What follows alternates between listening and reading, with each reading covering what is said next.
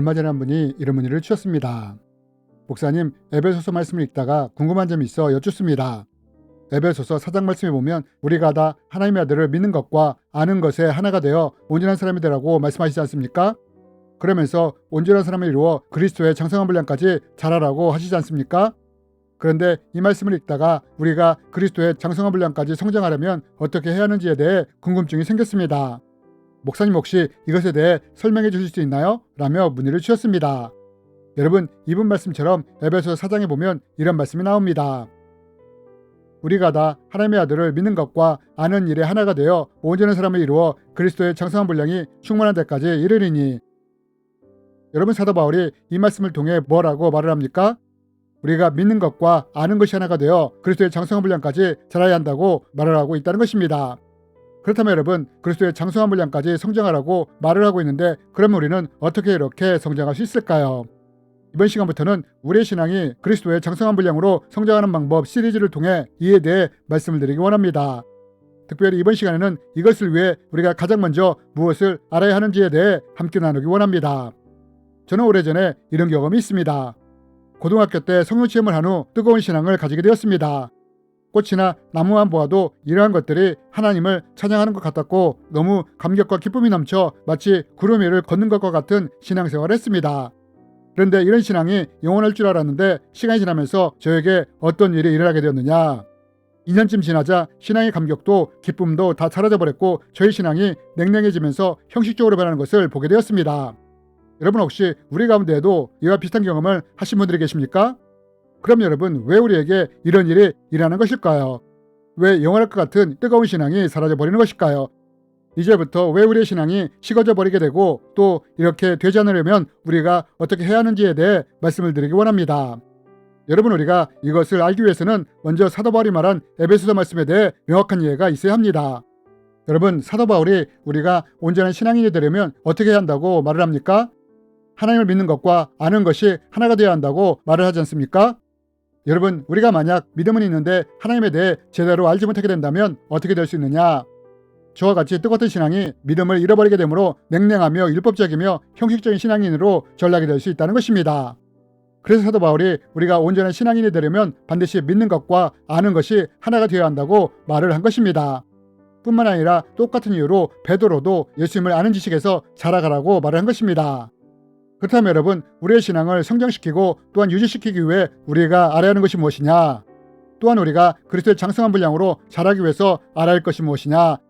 여러분, 우리는 이것을 로마서 말씀을 통해 찾아볼 수 있습니다. 사도 바울은 말합니다. 그러므로 내가 한 법을 깨달았노니 곧 선을 행하기 원하는 나에게 악이 함께 있는 것이로다.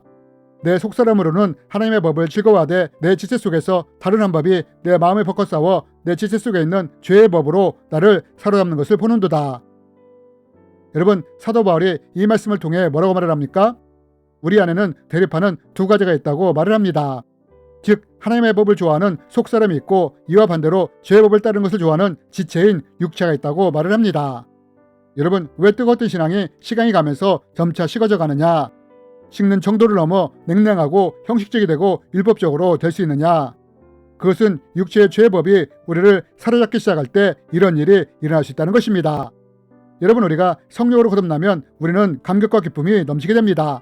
신앙에 열정이 생기고 뜨거워지게 됩니다. 그런데 여러분, 여기서 많은 분들이 간과하는 것 중에 하나가 무엇이냐?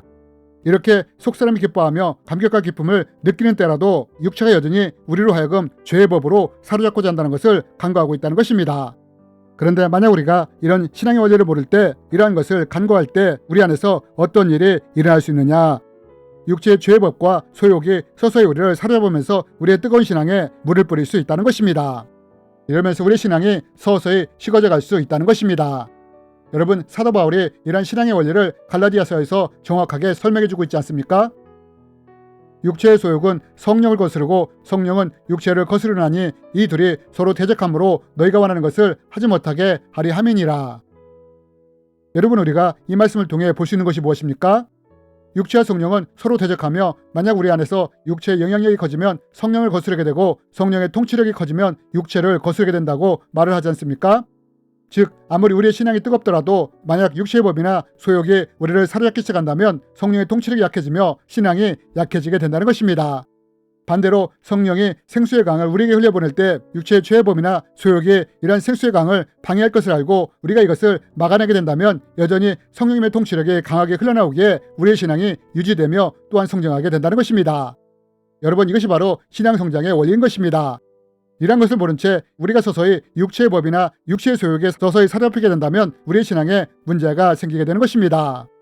여러분, 사도 바울이 말하는 아래와 같은 육체의 법, 소욕이 우리를 사로잡기 시작한다면 우리의 신앙이 어떻게 성장하며 유지될 수 있겠습니까?